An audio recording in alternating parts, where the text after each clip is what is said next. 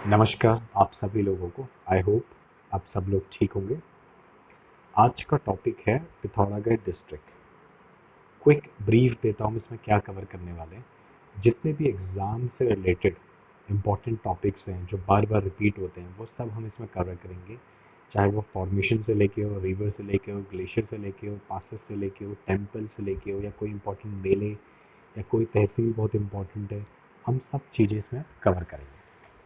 तो स्टार्ट करते हैं। पिथौरागढ़ देखो, पिथौरागढ़ 24 फरवरी 1960 को अल्मोड़ा से अलग होके बना, और पिथौरागढ़ से अलग होके चंपावत बना था 15 सितंबर 1997 को। ठीक है। पिथौरागढ़ को ही हम मिनी कश्मीर से भी जानते हैं और सोर घाटी के नाम से भी जानते हैं, क्योंकि ये सोर घाटी में बसा हुआ है इसलिए हम इसे पिथौरागढ़ बोलते हैं। देखो, पिथौरागढ़ शब्द के नाम से बहुत चीज़ें हम समझ सकते हैं। जैसे पिथौरा, जो पिथौरा शाही है उसने बसाया बोलते हैं पिथौरागढ़ को। कुछ बोलते हैं राय पिथौरा की राजधानी हुआ करती थी।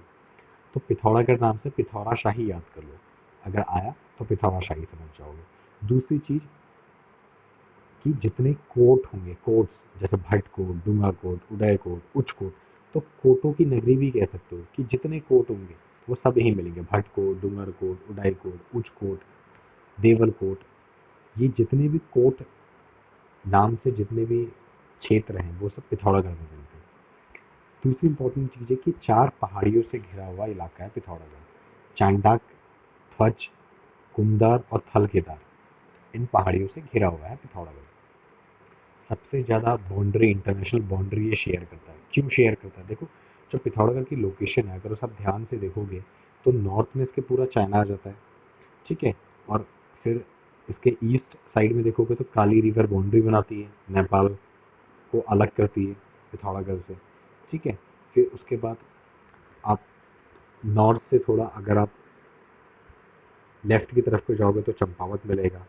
ठीक है। फिर नीचे को आओगे तो बागेश्वर मिल जाएगा। ऐसे ही सदर्न साइड को आपको अल्मोड़ा और चंपावत के साथ इसकी बाउंड्री कवर होती जाएगी। मतलब देखा जाए तो जो पिथौरागढ़ है वो बाकी डिस्ट्रिक्ट के साथ कवर करता है। उसमें मेजर 4 है। एक है चमोली, बागेश्वर, अल्मोड़ा और चंपावत। चंपावत बिल्कुल सदर्न में होगी। नॉर्थ में चाइना हो गया। ठीक है। ईस्ट में नेपाल आ गया। ठीक है। और फिर चमोली, बागेश्वर, अल्मोड़ा सदर्न पार्ट की तरफ को आ गया। ठीक है। अब बात करते हैं कितनी। देखो, 10 तहसील है यहाँ पे इंपॉर्टेंट। पिथौरागढ़, डीडीहाट, गंगोलीहाट, बेरीनाग, धारचूला, मुंशियारी, ठीक है, कलाइन चीना, देवलथाड़, ठीक है, और थल। ठीक है। ये जो इम्पोर्टेंट है इसमें तहसीलें हैं। ठीक है। उसके बाद ब्लॉक्स की बात करें, 8 ब्लॉक हैं इसमें।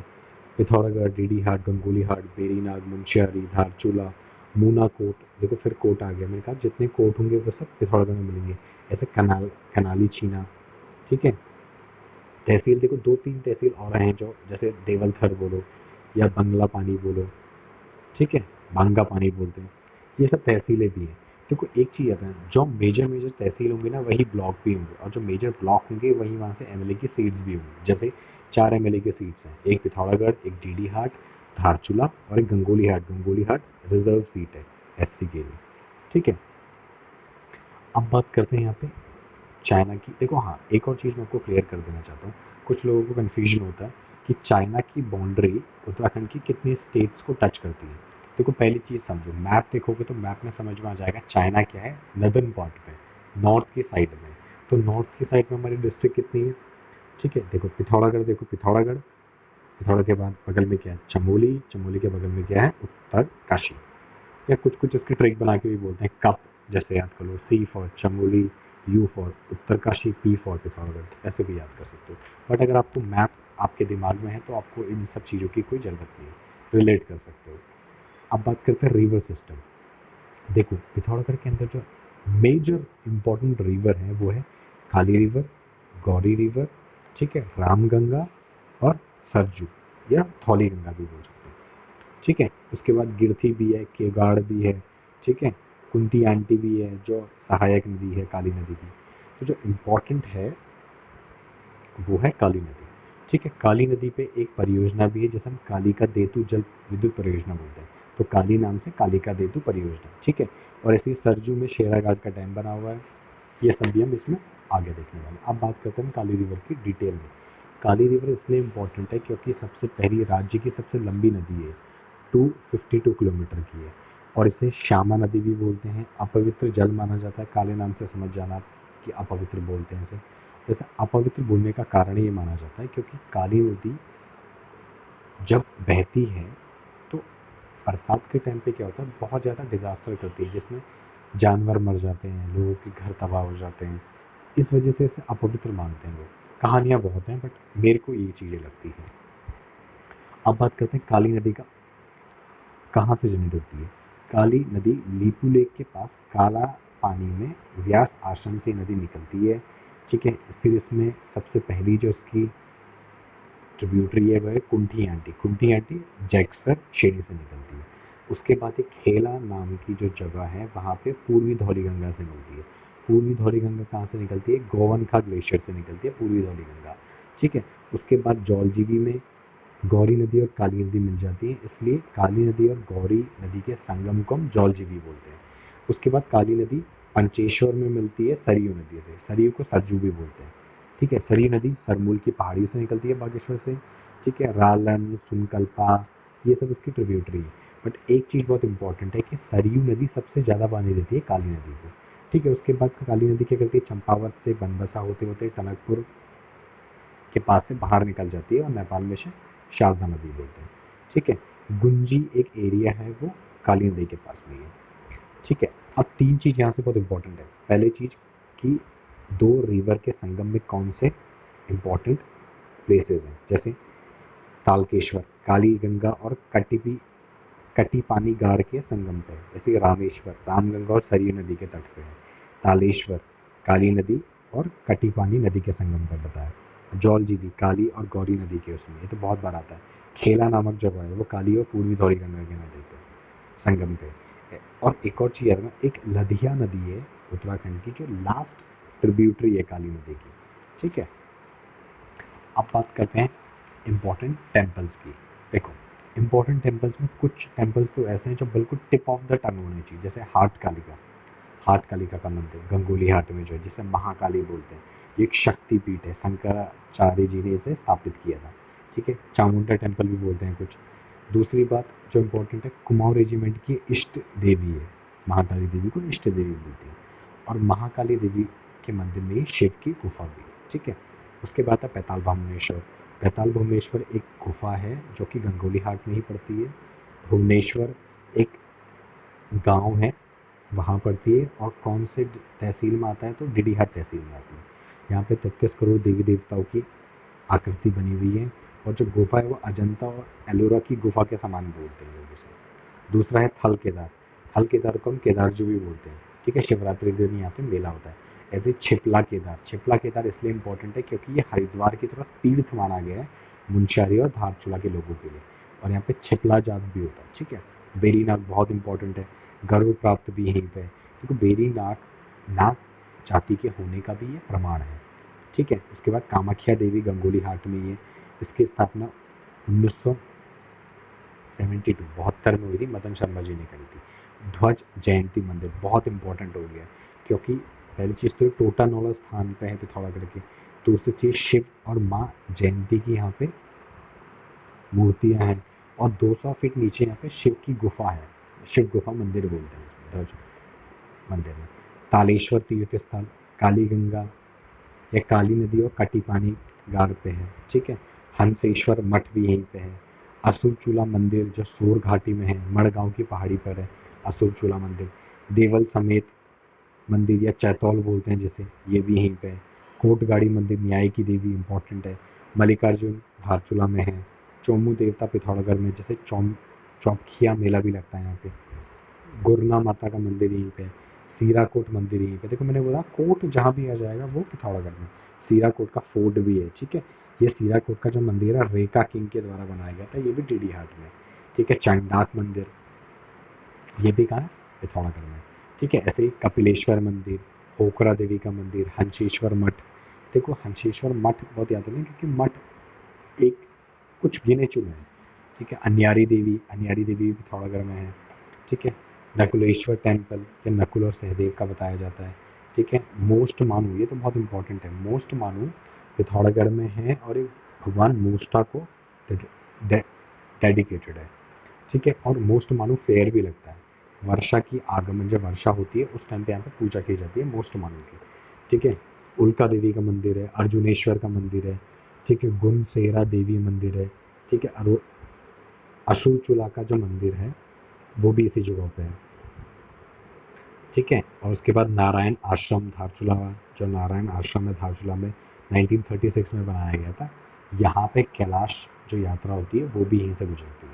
अब बात करते हैं मेलों की। देखो मेले बहुत इंपॉर्टेंट है यहाँ पे, जैसे मेले यात्रा। देखो मानसरोवर यात्रा तो बहुत इंपॉर्टेंट है, इसे हम अलग से पढ़ेंगे।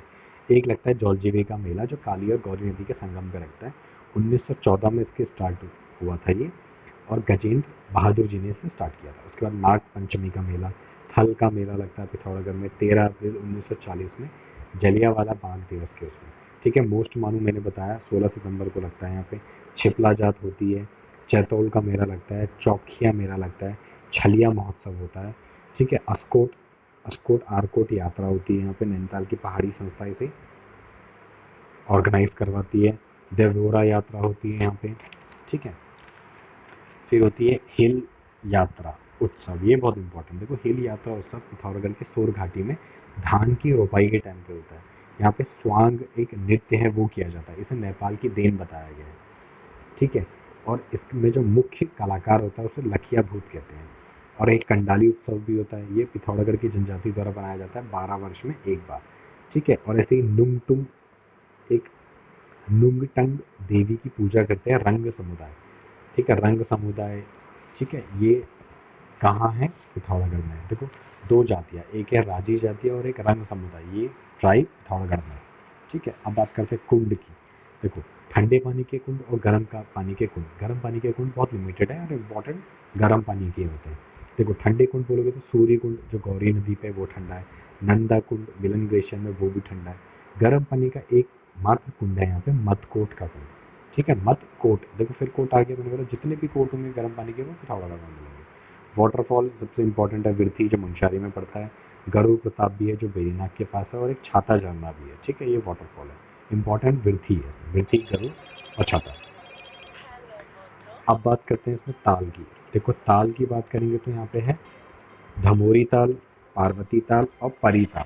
ये तीन ताल इंपॉर्टेंट हैं जो पिथौरागढ़ में है। ठीक है।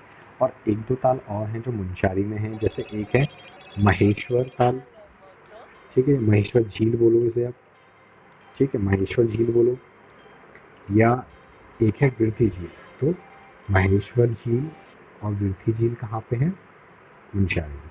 ठीक हो गया। अब बात करते हैं नौला। देखो नौला क्यों इम्पोर्टेंट है यहाँ पे, क्योंकि कुछ नौले हमारे इसमें जो हैं वो राजाओं के टाइम से बने हुए हैं, जब लड़ाइयाँ हुआ करती थी उस टाइम पे। जैसे कटकू, कटकू का नौला, जानवी नौला गंगुली हाट में जो महाकाली नदी के पास है। कुछ गुफाएं बहुत इंपॉर्टेंट, जैसे शिव गुफा महाकाली मंदिर में जो है, धर्मजाली की गुफा, सुमेरु गुफा। ठीक है। ये सब भी कहाँ है? ये सब पिथौरागढ़ में। अब बात करते हैं पीक पर्वत कौन कौन से इंपॉर्टेंट है। देखो मृंगतुंग पर्वत बहुत इंपॉर्टेंट है। तारा पहाड़, ओम पर्वत बहुत इंपॉर्टेंट है, ओम पर्वत को आदि कैलाश, छोटा कैलाश बोलते हैं। नंदकोट बहुत इंपॉर्टेंट है। गुन्नी पर्वत, ये चमोली। देखो नंदकोट और जो गुन्नी पर्वत है चमोली और पिथौरागढ़ दोनों में है। पंचाचूली तो फेवरेट है यहाँ पे, पंचाचूली पर्वत तो किसी हालात में मत भूलना।